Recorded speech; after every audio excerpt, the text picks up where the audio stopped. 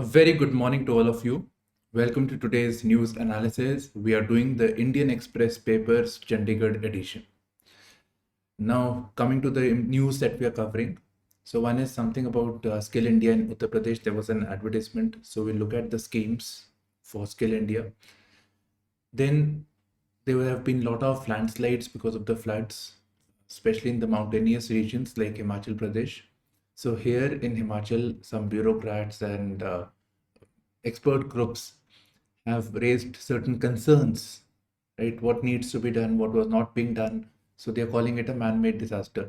But the important thing is we are getting important pointers for writing an answer on landslide disaster mitigation. Next is C295 aircraft. So we learn about this. This is being manufactured in Vadodara, Gujarat. Then Ayushman Bharat was in news. Reportedly some doctors scammed patients, and so in that context Ayushman Bharat was in news. Then from the editorial and opinion section we are doing the following. First of all, these editorials had more of opposition, calling it India, the opposition alliance, and the numbers that are required, so that we are not interested.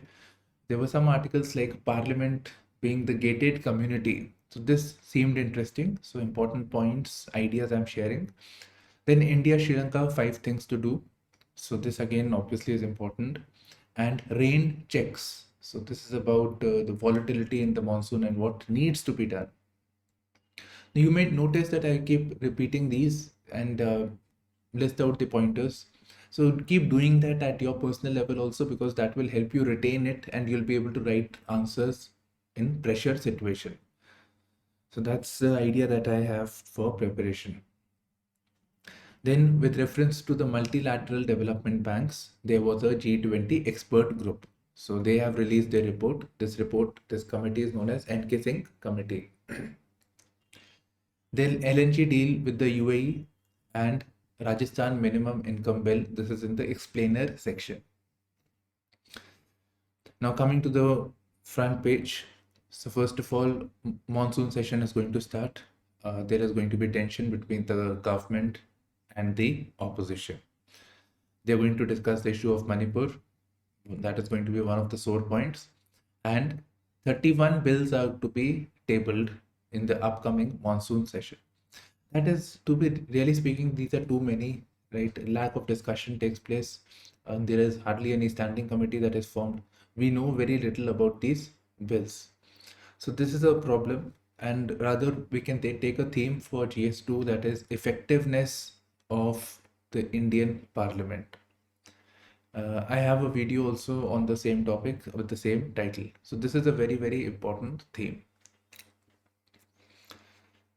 By the way, this unfortunate incident took place. Nothing for me from exam point of view, but you must know. Yes, this is about UP scaling the heights, skilling the youth. So this is about Skill India. So let us look at the Skill India. What all schemes are there for the government? So Skill India, first of all, is about skilling the youth, providing formal certificates, formal skilling to the youth. So these are the schemes: Pradhan Mantri Kaushal Vikas Yojana, National Apprenticeship Promotion Scheme, Jan Shikshan Sanstha, and Craftsman Training Scheme. Right, so these are the schemes that we have, and all of them come under Ministry of Labor and Employment is giving it, but we have a Ministry of Skill Development also. Please check. I think it is this. Yes, implemented by Ministry of Skill Development and Entrepreneurship. Now, with reference to skill development, we can expect a mains-based question also. The need for skilling, the concerns. So that's a topic that we can work on. Now, this is about the Himachal landslide I was referring to. So in the rush to clear roads, NHAI dumps this debris down the slope. So down into the river. Now rivers will get choked because of this. Anyways, that is not our main focus. Our main focus is this article. Destruction man-made. MLA brought up green issues in House, officers too raised concern that this destruction was man-made. So some concerns have been expressed. So we saw some videos that the when the flooding was taking place, the drain, the water was flowing on the roads as if the roads or the expressway was the river. So here, the first point is that some of the expressways that are constructed, they are obstructing the local rivulets known as khola. Locally, they are known as khola. So they have been disturbed because of this. So when the excess water is there, so with the obstruction, the water is actually flowing on the expressways, on the roadways. Then landslides are there. Himalayas, especially Shivalik Himalayas, are highly vulnerable. So in that case, during construction, retaining walls are to be built. Retaining walls or reinforcement has to be done. This is the word actually, retaining walls. And the retaining walls should be up till 40 feet of height, but in reality only 10 feet is constructed. Then besides this, to reinforce the mountain, because of construction, again the destruction must have taken place, the mountain must have loosened. So for this, metal mesh wire systems should have been in place. Metal mesh wire is something like this, metal mesh, right? So jali, so that should have been put in place to reinforce the mountain. Besides this, the cutting of the mountains, for the roads, etc., the cutting of the mountains have been done wrongfully. It should have been cut at an incline of 45 degrees in hilly terrains.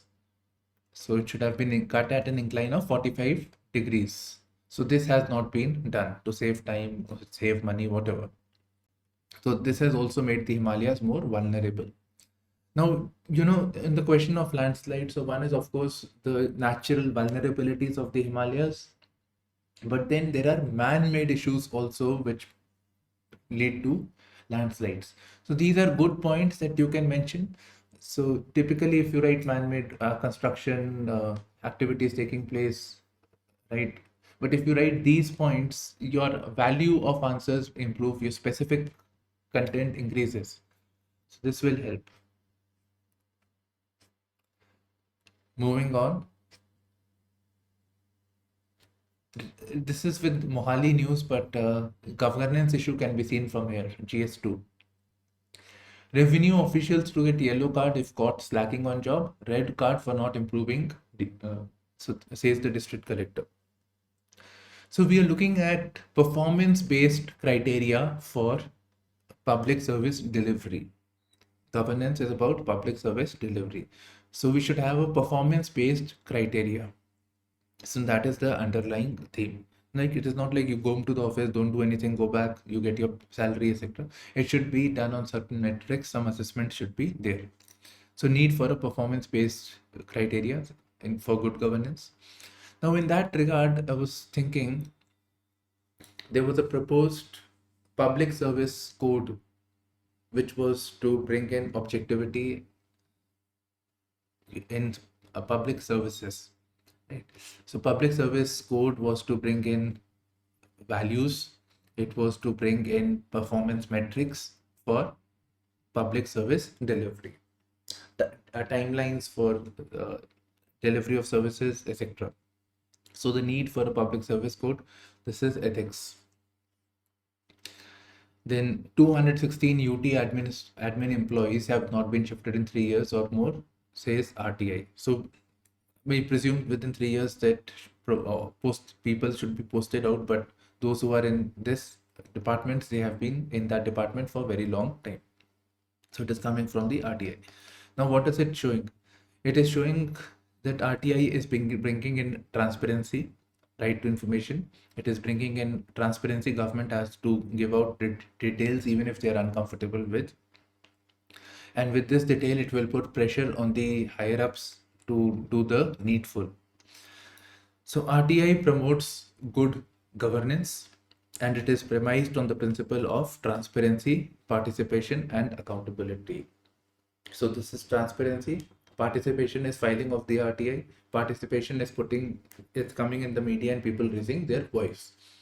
And when people raise their voice, it is actually asking the authorities as to do the needful. So it is improving, leading to answerability or accountability of the concerned officials. So that is one thing, the significance of the RTI. And the other thing is the issues plaguing the RTI. What needs to be done to reform the RTIs? So we move forward, nothing here. As center, Punjab lock horns over barrage of River Ravi, but Pakistan gets lakhs of cusecs of water. Okay.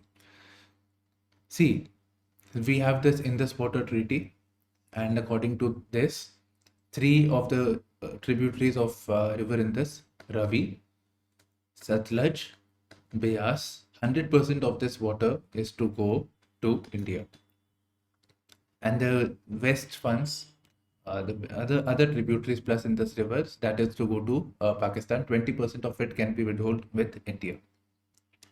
Now, what is happening is that 100% share that we have, even that water is being allocated to Pakistan. We are not able to utilize it.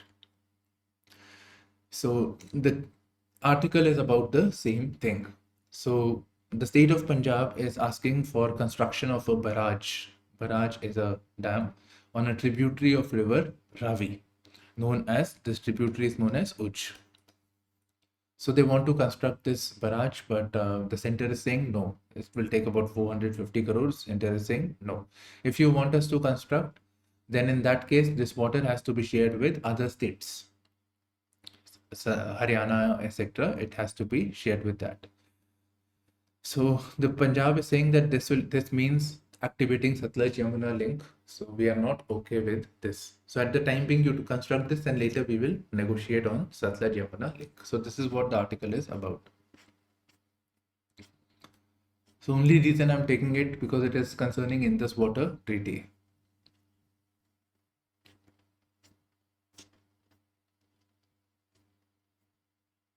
Moving on. India made C295 to start rolling out 2026 from Vadodara. Okay, says who? The Airbus. Now, Airbus is a France-based aviation industry. They make aircrafts. You must have traveled in them also, right? So Airbus is that for Airbus, and there is a Boeing company. So this is a France-based company. So India and France, obviously, Airbus is making aircraft. Airbus has a deal with India, that is, it will provide 16 C295 aircrafts. C295 is a military aircraft. Here it is. It's a transportation aircraft. One second, there's a mistake over here. One second. This is a Spanish aircraft. I'm getting this only. So it's showing a Spanish aircraft over here. So 16 aircrafts were to be built, and the 40 were to be manufactured in India. So 16 were to be imported from Seville, which is France, and 40 were to be made in India. And these were to be assembled by Tata Advanced Systems Limited, TASL. Okay. Now C295, you can take it this way also. We have one more aircraft, a Hercules aircraft, passenger transport aircraft known as C130. Right. So C130 is again a transport aircraft. C295 should also be similar. So just scrolling. Yes, this news is about Ayushman Bharat. Bypassing Ayushman Bharat, doctor at top government hospital duped patients made killings on implants. Doctor said that Ayushman Bharat will take time, will take 2-3 months, and the implants, you understand, right? It's a priority surgery, so patient cannot wait. So they're saying that this thing will take too much time, so might as well do it privately. So doctors made a killing by this. Now talking about Ayushman Bharat. So what is Ayushman Bharat? We should know. So Ayushman Bharat is National Health Protection Scheme. It is actually an umbrella scheme which covers several health initiatives of the center. It's a flagship scheme, umbrella scheme. Umbrella means number of other schemes are also part of this. It will provide coverage up to 5 lakh rupees for secondary and tertiary healthcare hospitalization. So secondary and tertiary healthcare hospitalization. It is a centrally sponsored scheme. Okay, so this is about the Ayushman Bharat. So secondary and tertiary. There was some criticism about the scheme, and later on the primary healthcare sector was also added to Ayushman Bharat. So now the Ayushman Bharat has primary, secondary, and tertiary level. I'm on a different website, but a government, NHA. And primary one comprises of, so there are two components of Ayushman Bharat. So one is Health and Wellness Center. This is primary healthcare, and Pradhan Mantri Jan Arogya Yojana, PMJ. It is covering hospitalization under secondary and tertiary levels. I haven't on purpose shown you these two. So one is only talking about secondary and tertiary healthcare hospitalization, and the other article from the government itself is saying primary, secondary, and tertiary level.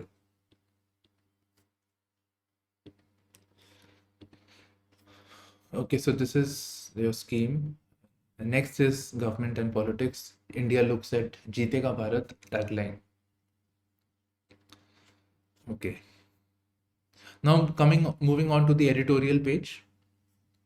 My coalition versus yours. So this is not, we're not concerned right now. Politics, not arithmetic. War and wheat. Here again, very briefly, we'll cover it.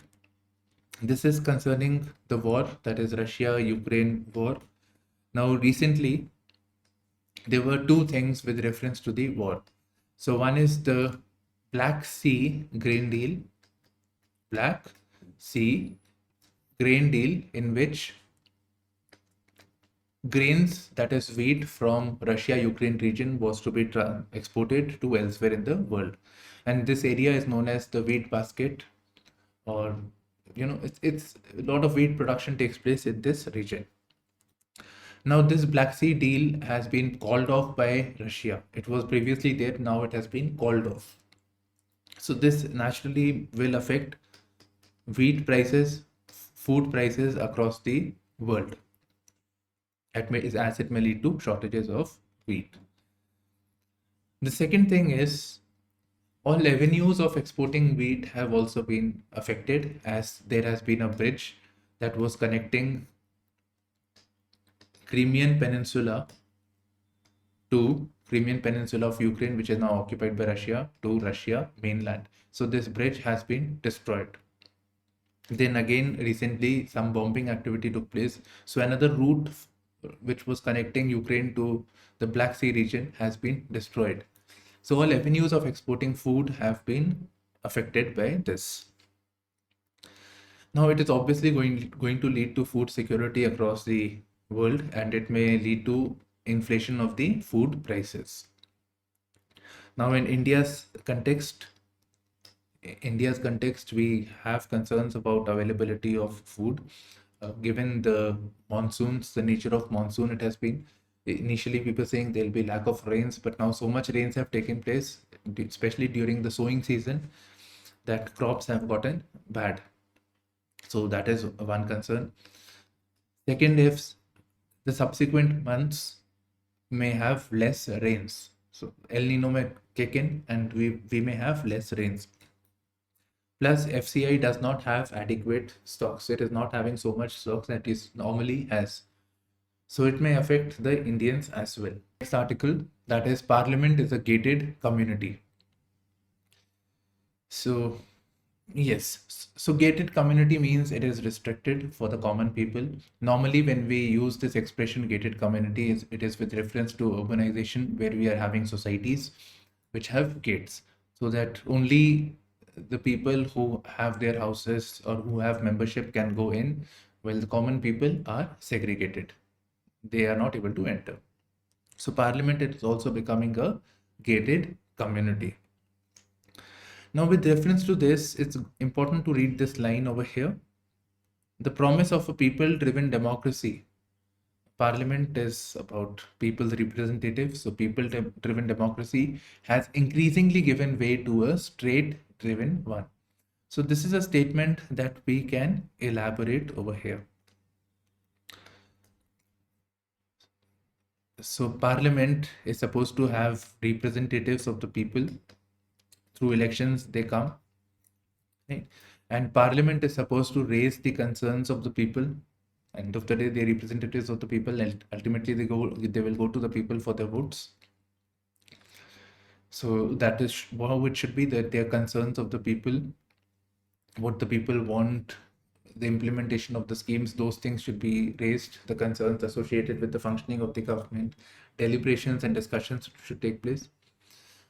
So what we are seeing at the moment is that Parliament, which should be listening to the views and the concerns of the people, it is actually the other way around, where we are seeing a state-driven approach, where the state is telling what is good for you, what is bad for you. Everything is coming from the state. Rather than Parliament taking the feedback of the people, it is actually vice versa. So this is a theme. Again, this can be merged with the effectiveness of the Parliament. Now here another remark has been made that this new Parliament building that we have is having a shock and awe effect. Big structure, massive structure is there with those lions also, right? The 4 lions, Ashoka's lions. So it is to inspire an effect of, wow, this building. But at the same time, rather than having a shock and awe effect, it should be more welcoming and pleasing to the people. So that should have been the approach. So here they have given an example of Australia's new parliament in 1988, where the prime consideration for designing was how accessible it could be to the people. So accessibility was there and not creating an shock and awe effect. Moving on, India and you can leave aside the shock and awe effect from exam point of view. This is political. Moving on, India and Sri Lanka, 5 things to do. So it's very simple. President of Sri Lanka came to India, right? So what can India do? 5 things India can do. So 5 things I have mentioned over here, simplified it. So one, it is saying that India should continue giving aid to Sri Lanka. Now for aid, we have a fragmented model. That is, we have multiple ministries, departments through which the aid goes. So we should have a single entity to simplify the aid movement from India to Sri Lanka. Secondly, India should become the supply chain hub, or rather the exact wording used is India should foster supply chain of South Asia or Asia region. So this is in context of Indian private sector who have been investing in Sri Lanka. We have Adani, Tata, etc. So they have been investing. So the next logical step is India should foster the supply chain hub. So Adani Group has invested in renewable energy in Mannar Basin and West Container Terminal at Colombo Port. Tata has also investments in tourism, agriculture, etc. So India can become a supply chain hub. India can become a manufacturing hub for this region. So India, Sri Lanka, the proximity that's being referred to. Digitalization is something which India can offer. India's public digital infrastructure is renowned across the world. France is looking at getting UPI from us. So this is something where we can work together, India and Sri Lanka. Then Sri Lanka is reeling under sovereign debt crisis.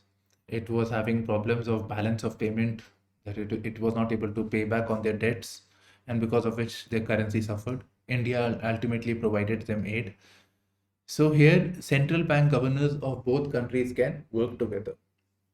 Lastly, concerned about Chinese presence in Sri Lanka. So Sri Lanka should be sensitive to the security concerns for India. Then I told you I'll tell you about Sagar. So Sagar is security and growth for all in the region. So President Vikram Singhe has said to Indian side that he upholds the Sagar principle, which is this security as well as growth. So there are two components to this, and region means Indian Ocean region. Actually, I recorded all this. I lost the content, so I'm re-recording. Moving on to the next article, rain checks for our times. Now this article has two parts.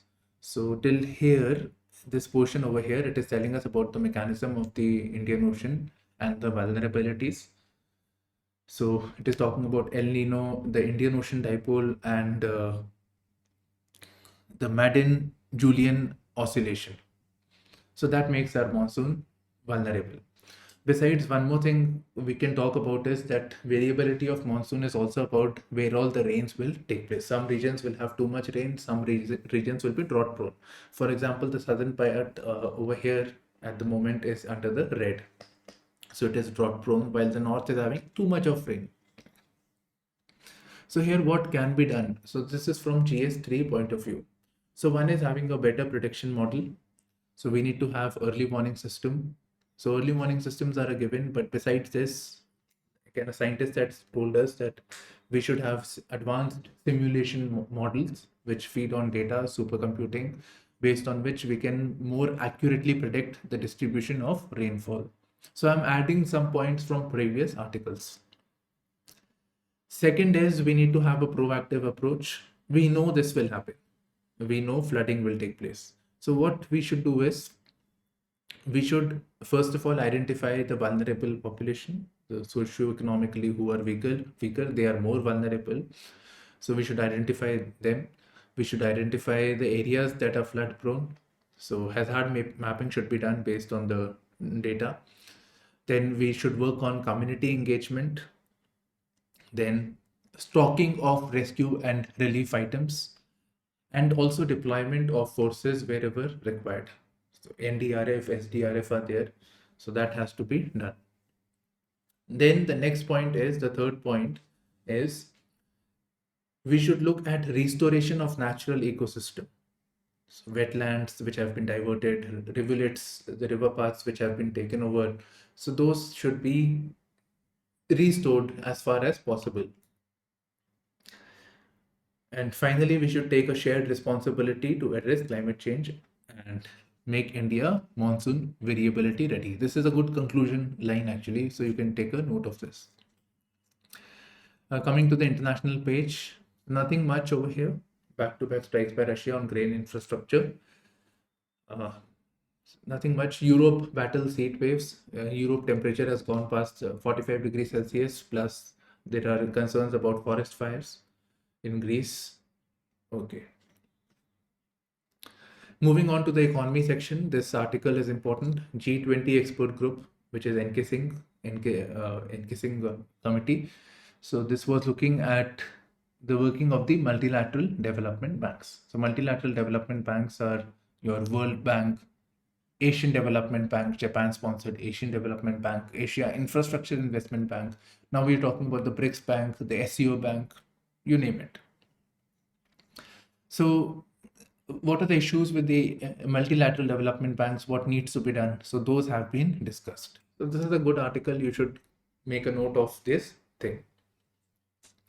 So this VK Singh expert group, G20 expert group on multilateral development banks have raised the following issues. So first of all, it has said that multilateral development banks are required for raising capital and meeting the sustainable development goals. So that is one thing. And sustainable development goals and sustainable infrastructure. Next, issues. It says that every $1 that is lent by the bank, of this only 0.6% is coming from the private sector. So this should be doubled.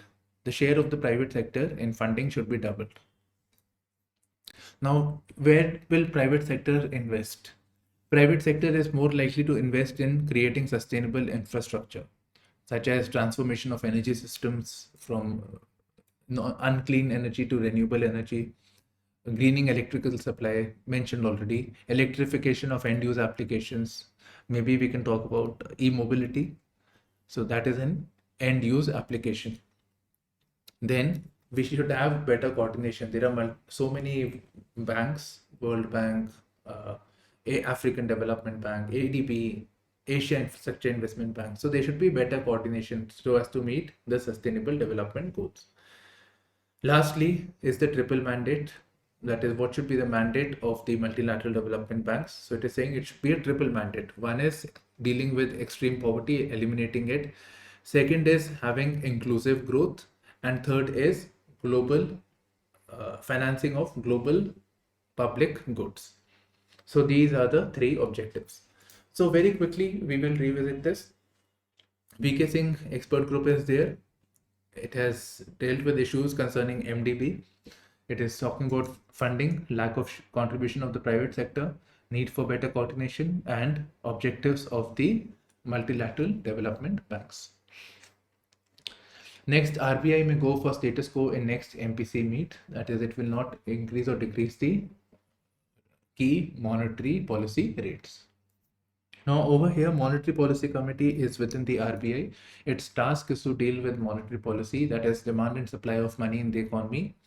This committee was formed on the recommendations of Urijit Committee, and it has 6 members, 3 of the RBI, including the governor, plus 3 appointed by the government. They take decisions on the basis of majority, and RBI governor has no casting vote. Next, long-term LNG supply deal of Indian Oil Company with UAE's ADNOC company. Okay, so deal worth $7 to $9 billion have been made. Now, why is it significant? First things first, Prime Minister Modi recently visited UAE, and we were talking about India-UAE relationship. So one of them is energy security. So here deal has taken place worth $7.79 billion. Why is it important? It means a steady supply of natural gas to India. Much of the gas that we use is actually imported. Now we want natural gas because gas-based energy is seen as a cleaner energy. It is seen as a pathway to transition to clean energy. When I say cleaner energy, we are comparing it with coal-based power plants, etc. So they pollute much more than the natural gas. So natural gas also pollutes, but it is cleaner than coal. Now, recently, I mean, good 5 years prior to this, we came up with the slogan gas-based economy, Prime Minister Modi said, and we need to increase the usage of gas from 6% presently to 15% by 2030. Last article, Rajasthan minimum income bill provisions and what makes it unique. Now here we can break this minimum income bill into 2 parts. So one is Rajasthan's bill and other is minimum income. So because this minimum income, need for minimum income is something that has been discussed and deliberated by the economist, especially in India's context, that should people have minimum income? So should all the people have minimum income? That would make it universal basic income. One of the chief economic advisor had called for a need for a universal basic income. So that would mean that the people would have money. So rather than government giving subsidies, the people have money. They can spend on whatever they wish to do. And plus people have money, so they will automatically propel demand. So industry, etc. will benefit because of this. Private sector would go into the social sector, things like healthcare, etc., which will benefit the public. So obviously this is difficult to implement given the financial considerations, universal basic income. So can we give it to a targeted population? So minimum income to more vulnerable population. So these are things that are being deliberated. In fact, even in yesterday's article on India's economy, this was talked about. Now coming to Rajasthan's minimum income bill. Now Rajasthan's minimum income bill is having these 2 components. So one is it is saying that we will give you minimum income provided you have to work. So for youthful population, they will provide guaranteed livelihood under Narega and an urban employment scheme. So there'll be a scheme for urban youth. So Narega is for rural, urban is, so there's like unemployment in urban areas also. For urban sector, they will look into it. Those who cannot work, they will get pension. Pension is already given, so increased pension amount has been increased. So this is the basic Rajasthan thing. Now, normally what we see is the law that is passed by the state becomes a template for union to follow. So maybe something like this may come up in times to come. Maker of bomb, reader of Gita. We're not interested in the article. All we hear is, I wanted to know the maker of bomb, so it is Oppenheimer. So this is the sports news if you wish. Right. So Indian Olympic Association has stricter trials. So people who were protesting could not come up. They can also come up. That is what it implies. So this is it. Thank you for streaming into our channel, IASPrimers.